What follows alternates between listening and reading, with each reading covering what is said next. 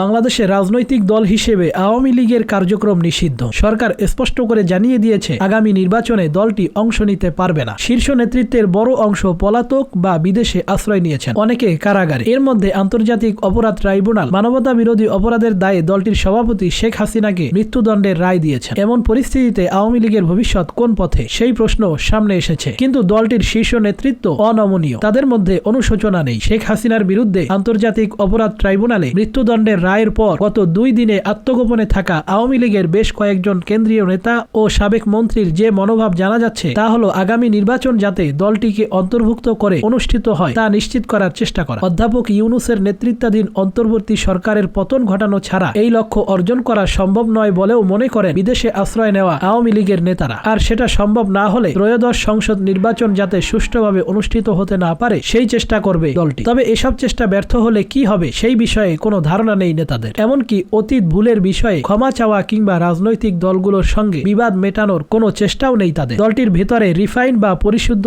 আওয়ামী লীগের আকাঙ্ক্ষা আছে। বিদেশি শুভাকাঙ্ক্ষীদের কাছ থেকেও অতীতের ভুল স্বীকার করা এবং দল পরিশুদ্ধির বিষয়ে পরামর্শ রয়েছে। আওয়ামী লীগ নেতৃত্বাধীন সরকার পতনের পেছনে বিদেশি শক্তির হাত থাকার কথা শুরু থেকে বলে আসছিলেন শেখ হাসিনা। কিন্তু সম্প্রতি ভারত ভিত্তিক সংবাদ মাধ্যম নিউজ 18-এ দেওয়া এক সাক্ষাৎকারে শেখ হাসিনা বলেছেন, তার সরকার পতনে যুক্তরাষ্ট্র কিংবা অন্য কোনো বিদেশি শক্তি সক্রিয়ভাবে সম্পৃক্ত ছিল না। এটা শেখ হাসিনার ভুল স্বীকার করা বা পরিশুদ্ধের পথে হাঁটার উদাহরণ কিনা তা সময়ই বলে দেবে। রাজনৈতিক বিশ্লেষকদের মত হচ্ছে, দল হিসেবে আওয়ামী লীগের হয়তো ভবিষ্যতে ফিরে আসার সম্ভাবনা আছে। এমনকি আগামী নির্বাচনে স্বতন্ত্র কিংবা অন্য দলের হয়ে আওয়ামী লীগের কারো প্রতিদ্বন্দ্বিতার সম্ভাবনা উড়িয়ে দেওয়া যায় না। তবে পূর্ণাঙ্গ রাজনৈতিক শক্তি হিসেবে ফিরে আসা নির্ভর করছে দলটির বর্তমান নীতি ও কৌশল পরিবর্তনের উপর। এছাড়া মানবতা বিরোধী অপরাধের দায়ে মৃত্যুদণ্ডের রায় মাথায় নিয়ে 78 বছর বয়সী শেখ হাসিনার রাজনীতিতে কার্যকরভাবে ফিরে আসার সম্ভাবনা কম। অনেক বিশ্লেষকদের মতে আওয়ামী লীগের ফিরে আসার দুটি রাস্তা রয়েছে। প্রথমটি হলো, যেভাবে তারা বিদায় হয়েছে সেভাবে যদি আরেকটি গণ অভ্যুত্থান ঘটাতে পারে, যা প্রায় অসম্ভব বলেই মনে করেন আওয়ামী লীগের নেতাকর্মীরাই। আর দ্বিতীয়টি হলো, ভুল স্বীকার করে